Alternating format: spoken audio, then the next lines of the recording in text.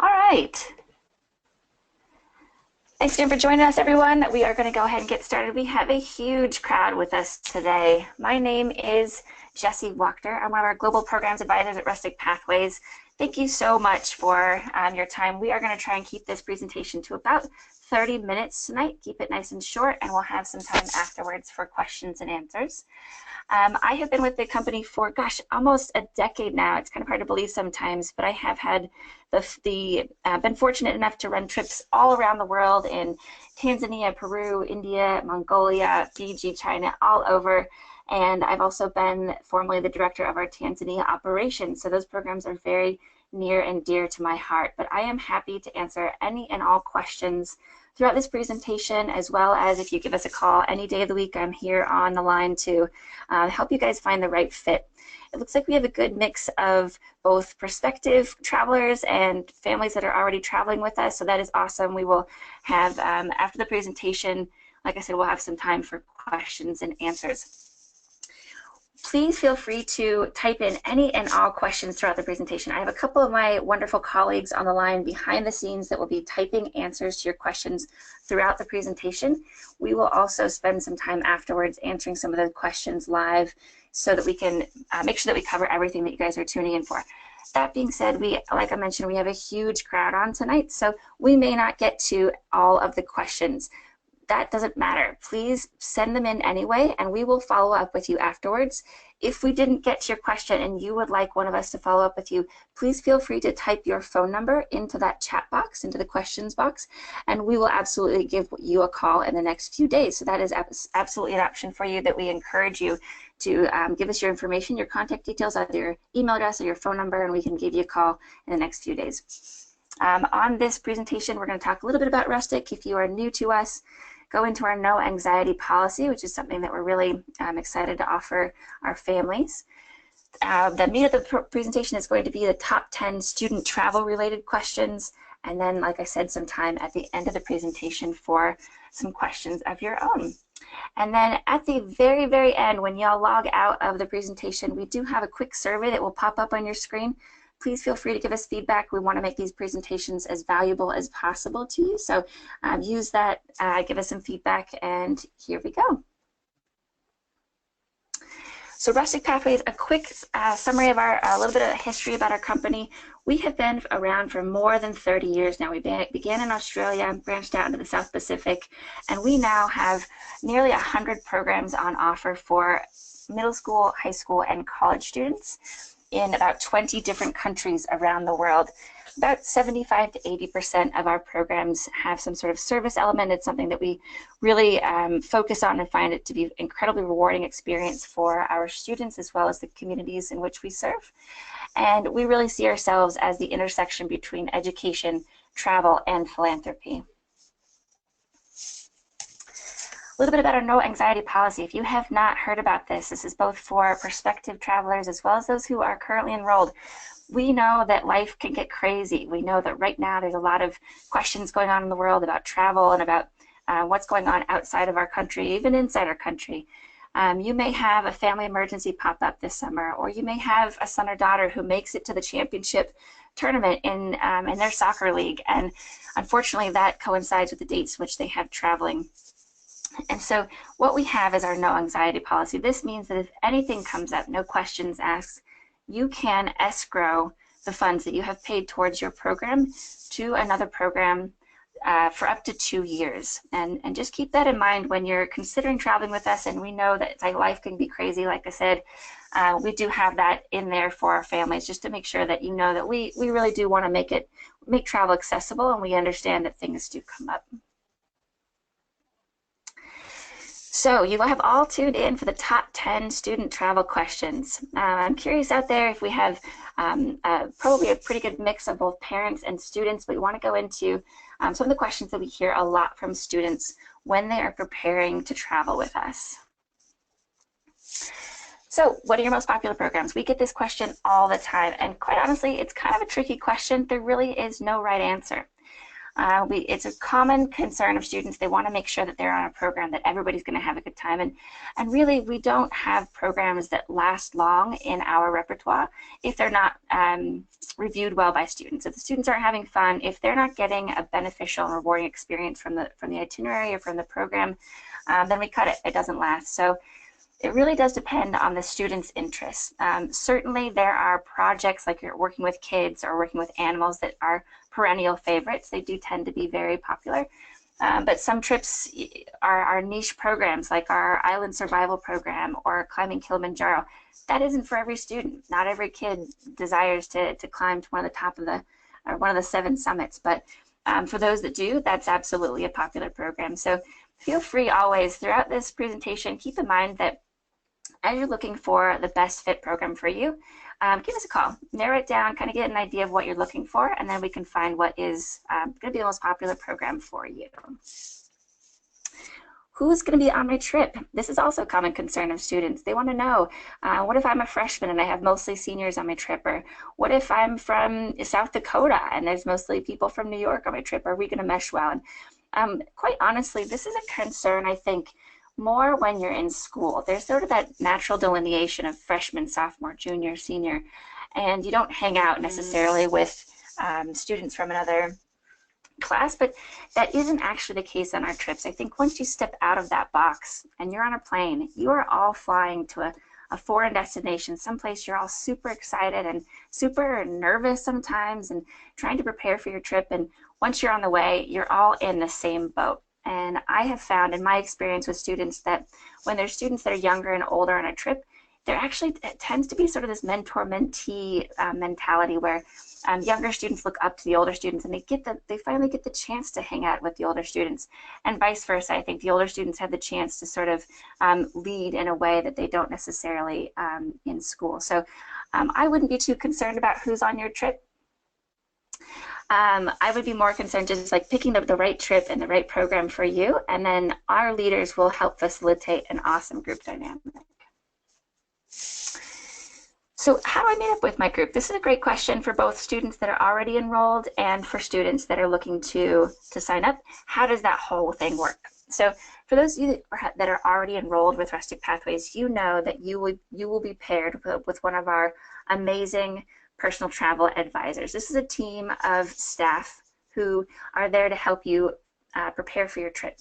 You will be given what we call our welcome letter when you enroll, and that will include your medical forms and flight information and all sorts of information to prepare you for your trip. They will also provide you exact instructions on how to meet up with your group. We have hub airports set up for each of our destinations, and they are different for each country. So definitely make sure that you take a look at our website and you can find out where your hub airport is. When you get to the hub airport, once you arrange your domestic travel, you will be sent to the international check-ins desk, and there you'll meet your group. We'll have airport coordinators that do assist students on the outside of security. We'll also have flight chaperones that will take the entire group through security on down to their destination. So it's a very smooth process, even for first-time travelers. Number 4, so what should I pack? And this is a great question. We actually have complete, I'm going to show you on our website real quick. We have, here is one of my favorite programs, Enduro Village Service Immersion. If you go to your program page on the website, scroll down a little bit here, you can see the available departure dates. Right underneath the title of the program, you can find the number of service hours, the cost of the program, etc. All that important information. But if you keep scrolling down the summary description there, you're actually going to find these tabs. And sometimes they can be tricky to kind of blend in with the background. But you can find the complete day-to-day itinerary here. You can find a frequently asked questions list that has a ton of information for you. Can I bring a cell phone? What should I pack?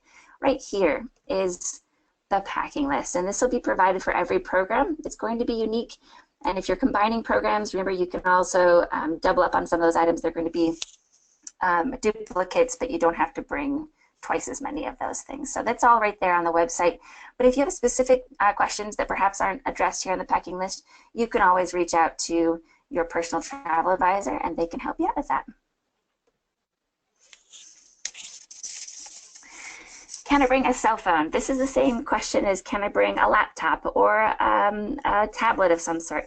I would absolutely not recommend bringing any sort of tablet or laptop with you. It's just not necessary on any of our programs and is more of a liability. It can get broken or lost, so I would not bring any sort of large device with you. Now, with a cell phone, this is a little bit more tricky. As a company, our policy is we want students to be as immersed in their experience as possible. We really want to give the students the opportunity to disconnect from their devices, which is such a hard thing to do when you're in your hometown. And we have so many different opportunities of social media, Snapchat, Instagram, etc. And we don't want students to be sort of absorbed into their cell phone during the trip. That being said, we don't outright disallow them. They actually are super helpful to have on travel days when you're meeting up with your family when you return from country, but there will be very specific times during the program, and your leaders will be very clear about when you can use your cell phone and when you can't. But as a rule, we don't have Wi-Fi on a lot of our trips. We do really want students to be fully immersed in their experience and their location. And just as if you have parents logging in with us, keep in mind we do have a 24-hour, 7 days a week emergency hotline. So you can always reach us if you need to, but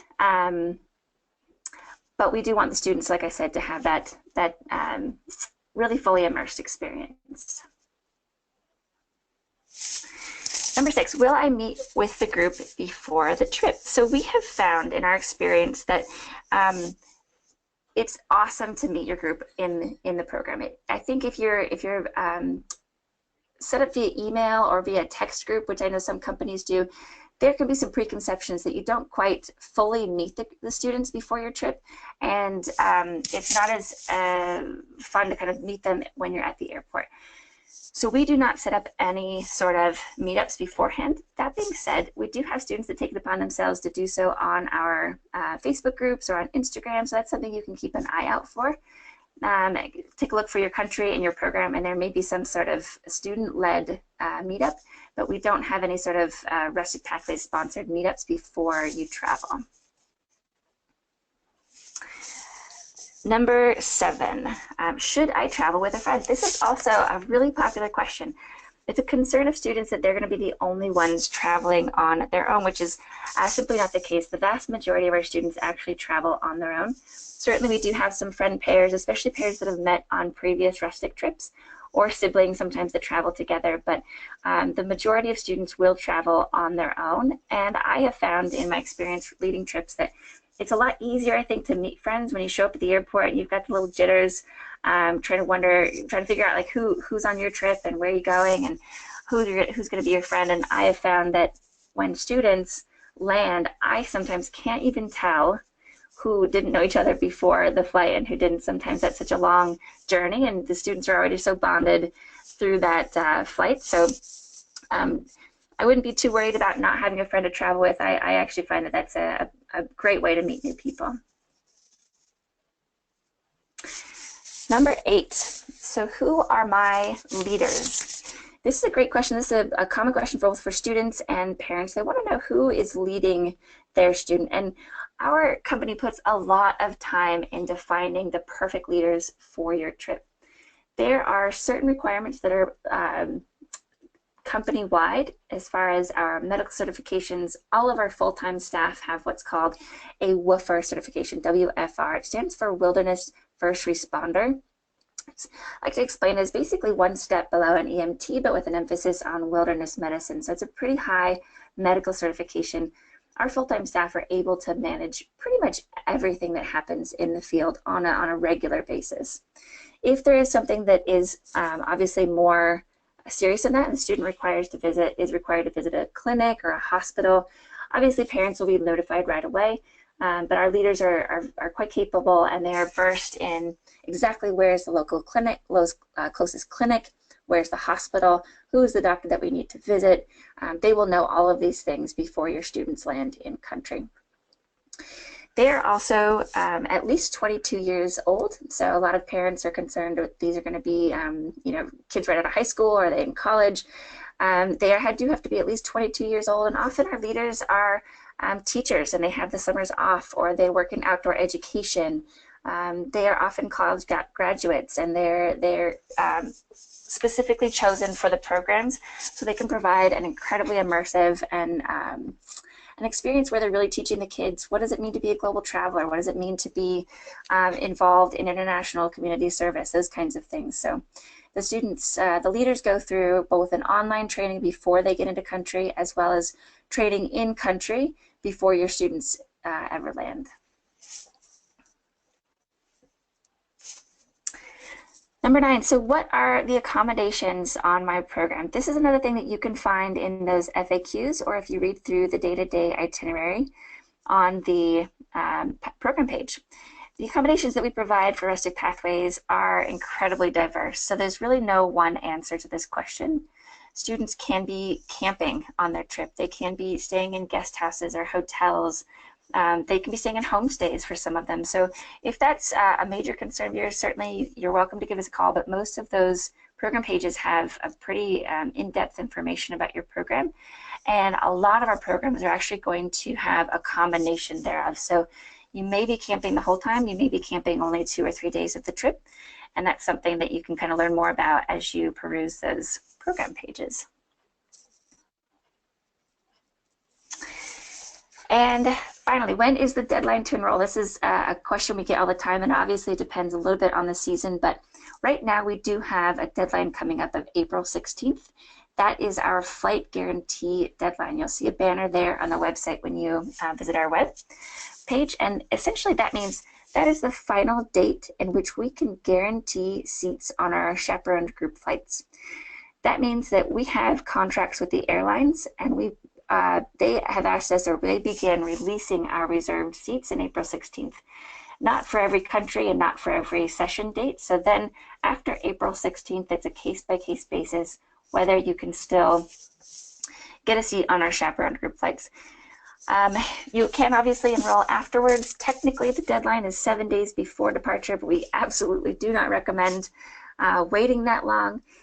Because then it's super tight to make sure that you get a seat on a flight down there and get all your forms in. But really, we do recommend as much as possible, if you can get in before the 16th, to make sure that you get a seat on the flight, because it can be somewhat deceptive if you see that the program says available, but then we check and there's no seats available on that chaperone group flight. It could be somewhat disappointing. So see if you can get that application in by the 16th of April.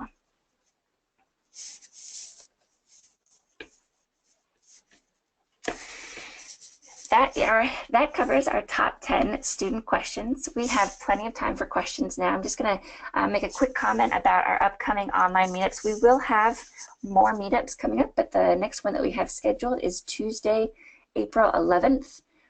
That is their most popular Rustic program. So we actually have a panel of some of our awesome full-time staff that have been with Rustic for quite some time, and they're going to talk about some of their favorite programs and why those are their favorites. So definitely tune in with us for that. And I'm going to open it up for some questions.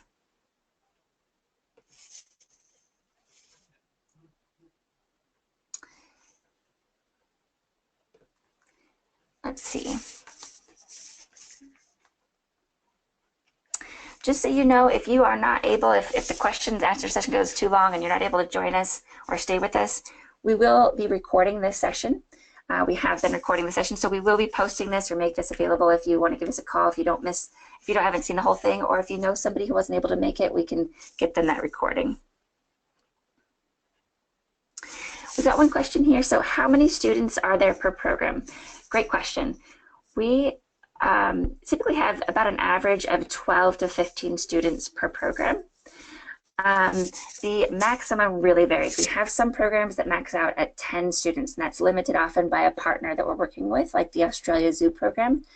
We have some other programs, for example, our base house programs that run out of a property that we own and operate, and those can go up to about 28 or 30 students. And those often are larger groups because we break up the groups into smaller groups during the day to do different service projects. So on average, our programs have about 12 to 15 students. The maximum is 16 or 18, but it really does depend on the program. Another great question, should I bring donations on my program? This is an excellent question. We have a lot of students and families that are looking to bring something along with them on a service project, especially if you'll be working in a small rural community. And this is a very sensitive topic. We would recommend against bringing donations unless they are pre-approved by our in-country team. So our in-country teams will be sending out further information before the summer starts. They're going to send out information about packing lists, any updates about weather or what's going on in the country, lots of cool, valuable information. It will also specifically address donations. If there's something that the community needs, they will let you know. But we do not recommend bringing your own donations. There's a lot of reasons for this. It's actually something that I can definitely go into more detail in, but essentially we want the local communities to benefit in all ways that we can help the community. So if students want to bring donations, often what's a better option would be to bring cash, and you can purchase those donations at the local markets from those local shopkeepers. So not only are you donating to the community, but also those local merchants and local shopkeepers benefit from our presence, from our students. So that's something to keep in mind. Absolutely, if you want to make donations, we commend that and we encourage that. We just want to make sure that we're doing it in the best way that's most beneficial to the community. So feel free to reach out to your personal travel advisor or your in-country teams when they send those emails out for specific questions about donations. We have questions about vaccinations. That's also provided to you from your personal travel advisor. We cannot give recommendations about vaccinations. We can absolutely let you know if there's vaccinations necessary for entry into the country.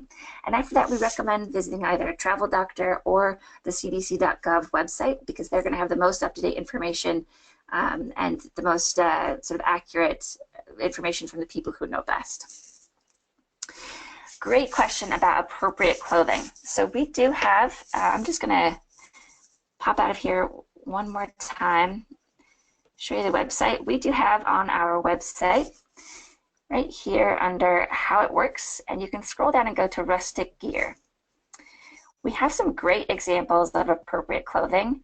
Right here, for example, is a men's short and a women's short. In a lot of the places that we work, we are in conservative areas or more rural areas, and we definitely want to make sure that our students are representing Rustic Pathways in our country and just being good, smart global travelers. That means we don't want to be dressed inappropriately. And there are certainly times when you're going to be on the beach or you're going to be on a boat, or you can wear short shorts, or you're going to wear your bikinis, your swimsuits. But if in the packing list it says conservative shorts, something like this or something like a capri pant or something like that will be better than short shorts or leggings. In some cases, that's just inappropriate dress in certain parts of the world, and we want to make sure that we're following the local dress code. So if you have questions about it, which please do ask. I know this can be sort of a complicated, how short is too short? Typically, something like this that's like a comfortable travel pant or a capri short, something like that would be the best bet.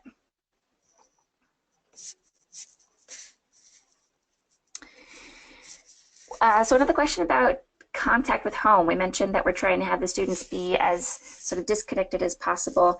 Certain trips, this really does come down to the individual itinerary. Certain trips will have access to like an internet cafe or Wi-Fi at various points throughout the trip. Some trips, like our climbing Kilimanjaro, really there's no internet cafe up on the mountains, and so there's going to be very little contact with home.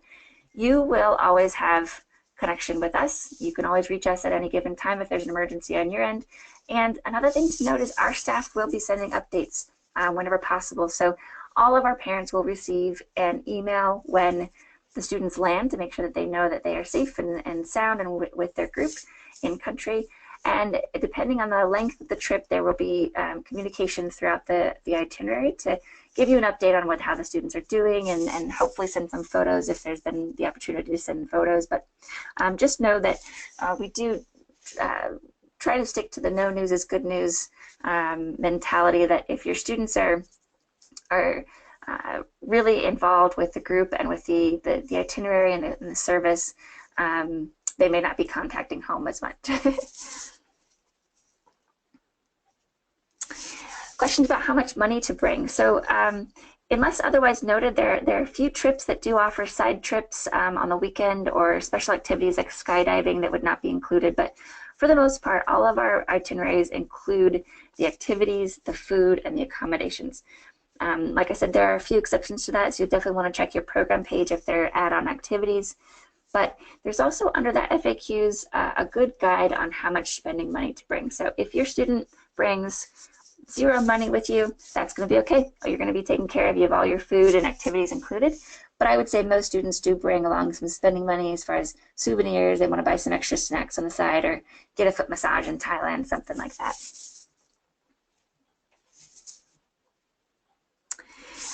Great question. So some of our itineraries, if you read through the FAQs and the itineraries, they may not specify exactly the type of service that they're doing. A lot of them do, and some of them actually go into quite a lot of detail about the type of service work, and others are somewhat more vague. Something like our Come With Nothing, Go Home Rich program. This is definitely one of my favorite programs, and that is because on this particular program, the students actually are specifically involved in designing the project once they get in country.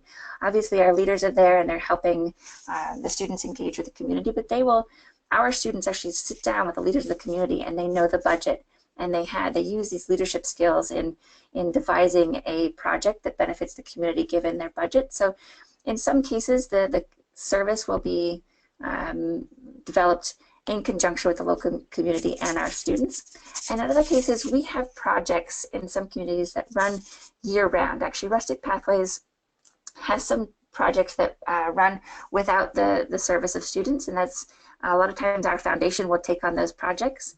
And other times, projects will be running throughout the fall and the spring months, and we may not know exactly at this moment where that project will be during the summer. So as we near the summer, our staff in country will be meeting with the local elders or with the local community and figuring out exactly where that project is and exactly the work that our students will be doing.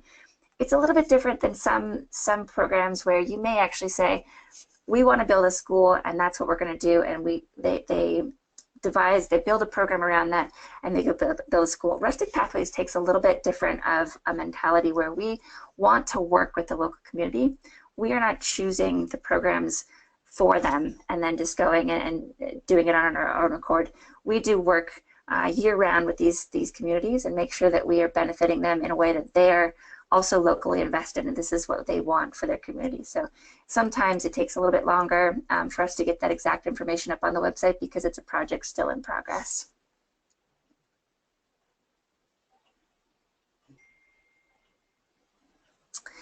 Another question about, should I bring a camera? We absolutely recommend you bring a camera. You are traveling to incredible places all the way around the world, and we would hate for you to come home without any photos. Obviously, same with the phones, there's going to be certain times that cameras are allowed. We want to make sure that the students are focused on the service work in some cases, but definitely bring a camera along.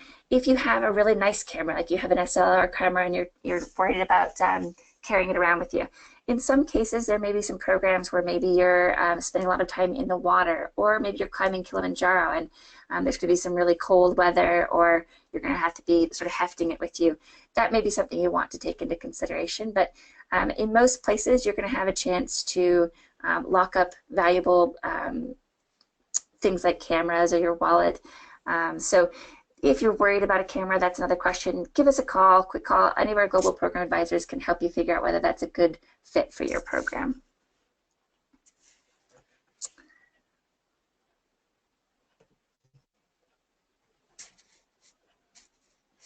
Awesome, awesome. Okay, so we are just reaching our half-an-hour mark. I'm sure we have lots of questions. I am happy to stay on for another 10 to 15 minutes answering questions. If you are not able to stay on with us longer, please feel free, like I said, to send your contact details if you'd like one of us to reach out afterwards with a specific question too. I see lots of questions about specific programs. I'm not going to get into too much detail there. That's definitely something we can follow up with later on an individual basis, but I'll stick to the questions a little bit more general that everyone can benefit from.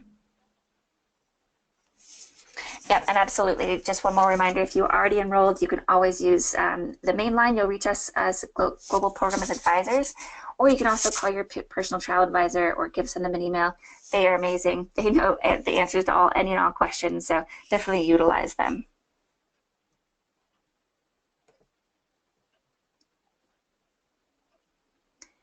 Just going to pop out real quick here and see.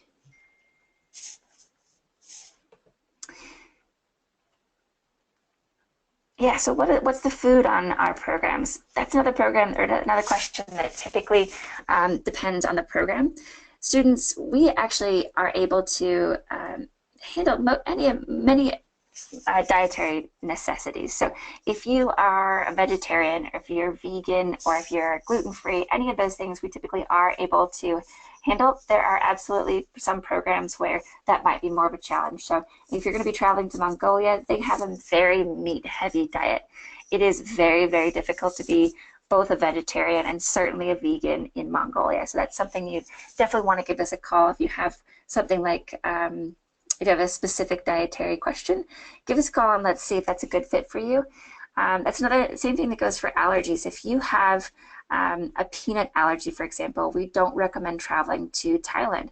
This is a country that peanuts are a major part of the cuisine and it's very hard to avoid them. So we don't encourage students, and in some cases we don't allow students, if it's a very severe peanut allergy, to travel to Thailand. For most dietary needs, like I said, we can handle them in most countries. A lot of countries, you're going to eat some of the local cuisine. We eat lots of fruits and fresh fruits and vegetables, lots of rice and beans and chicken. So typically we do, as I said, encourage the students to try the local cuisine, but there's also going to be lots of foods that you're generally familiar with, like rice and pastas in some cases, and fruits and vegetables. So there are a few itineraries in which you'll see that you are broken up into smaller groups, especially like I mentioned, those base house programs. You can absolutely request to be with a friend. In some cases, based on the number of students, the leaders may sort of mix up the kids. So there may be an afternoon that you spend with a different group of students. But if you're traveling with a friend, it's usually okay. It's usually not a problem to be rooming with them, and most of the itinerary you will be with that student. We never break up groups into entirely separate groups, and so that if you sign up for with a friend for the same dates, you will be traveling with that friend. No worries there.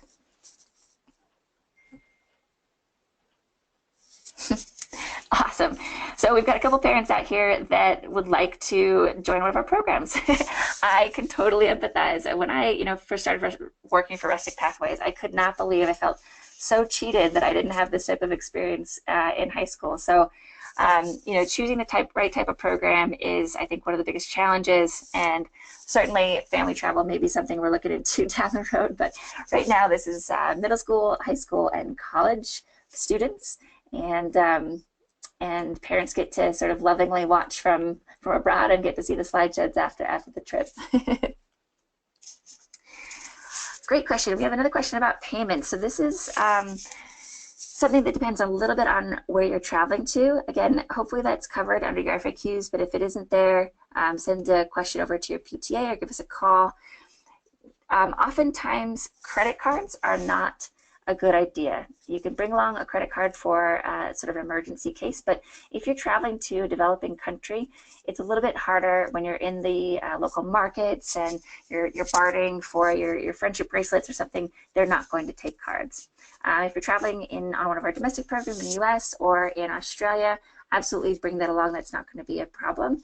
But what we do typically recommend is to bring a combination of cash and a debit card, so that you can take some cash out at an ATM. There are, of course, some locations like Tanzania where debit cards aren't even really that useful. So there are a few ATMs in the town. They may or may not work on any given day. So we definitely, in that case, recommend bringing along enough cash so that you can convert it. And your leaders are happy to help the students convert that cash into local currency so they can use that on their trip. There's usually a follow-up question. Well, if I bring that much cash, how do I keep it safe? Most of our locations will have some sort of safe. You can give that cash to your leader, and leaders actually do keep all of the passports. We make sure that those are safe and sound, and we will have a safe place for certain valuables. So that's something that we can definitely arrange for you when you're in country. And just as a reminder, I realize I've mentioned our personal travel advisors quite a bit, and there may be some people that joined us a little bit later. When you enroll with Rustic Pathways, you are paired with a personal travel advisor. And for those people who are enrolled and perhaps you haven't noticed, that is the person that has sent you your welcome letter. They're going to help you fill out your medical forms. They're going to send you all your flight information. They are a dedicated team in our main office in Ohio that is there specifically to help you prepare for your destination. So once you enroll, if you're kind of wondering how to enroll or what program to enroll, give us a call. You're going to reach our program advisor team. That's me and several of my colleagues. But then once you enroll, you have that PTA or a personal travel advisor to go to with any questions, going to help you with this whole process. Yeah, so I did mention that some of the trips have add-on activities. Again, that's going to be something you want to bring cash for in country. And the side trips, there are a few programs that we have in Thailand and Fiji where the student is in country, or if it's an itinerary that's a couple weeks long, they have the option to do weekend side trips. This will be specifically labeled in your itinerary, so this is not something that you'll have to be worried about maybe you didn't catch. It is definitely built into the itinerary, and it's an optional thing for students. We will have activities, obviously, for those students that choose not to select one of those optional side trips, but it is something that can be paid for in country. You don't have to decide before you come, and oftentimes I'll say as students make friends on the trips, they kind of have sort of a group mentality and they decide on a trip they'd like to take together. So no worries about choosing one before or having to pay for it beforehand. It's all done in country.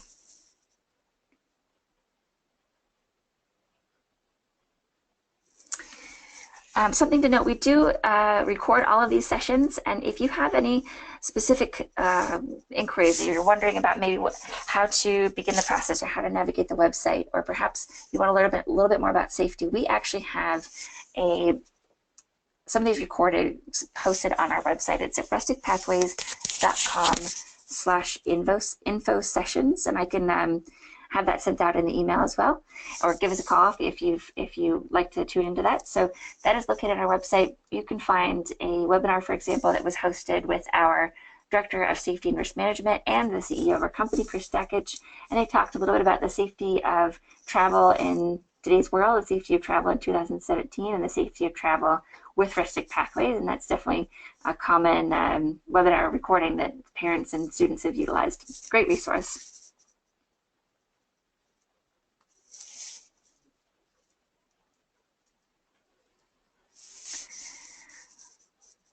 All right, we got 5 minutes or so left for questions.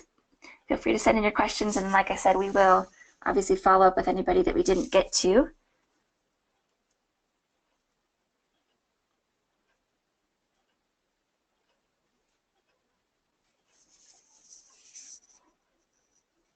Okay.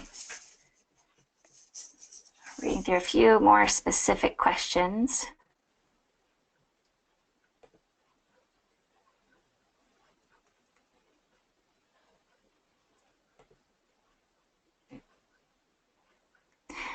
Great question. So are there any programs that are already sold out? Absolutely. And I'll say, quite honestly, we have an early enrollment period that takes place mid-August to mid-September, where some of our more popular programs, they sell out in that time, early fall. So absolutely, if you're still looking for a program, take a look at those program pages. You can actually find the session availability on the right side of that page, and it will tell you how many sessions we have. They'll be color-coded as to whether they're limited, which typically means about 3 to 5 spots left, very limited, which usually means about 1 to 2 spots left, or sold out, whether they're already sold out. And so certainly take a look at that. If you're still looking, dates are filling up very quickly. We're in our late season now, and we want to make sure that you get on the trip that you are looking for.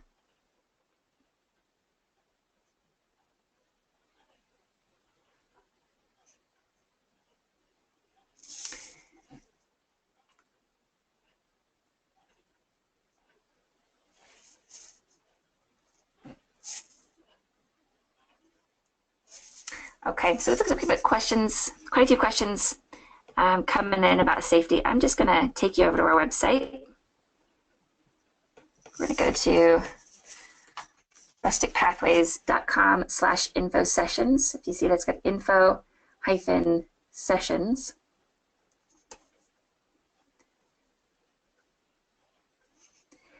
I'm just going to scroll down here and just give you an example of some of the things you can see. So what to expect on travel day. That was a recent webinar that was held. Alumni Families Talk Rustic. This is an awesome, awesome resource to hear from some families that have traveled with Rustic before. And then third down is that online meetup, Safety with Rustic this summer. This is absolutely one I highly recommend. Like I said, it was hosted by our Director of Risk Management and Safety, as well as the CEO of our company, Chris Stekich. They go into a lot of details, not only what does our company provide and how do we take care of our students when they're traveling, but also just kind of what to anticipate and what do we see given the what's going on in the world in 2017. So that's something that I definitely recommend taking a look at, rusticpathways.com/info-sessions. And for the future, right under here, who we are, there's a drop-down menu, and you can actually find our events right here. So definitely, I highly recommend looking back here. We will be adding webinars leading up to the summer.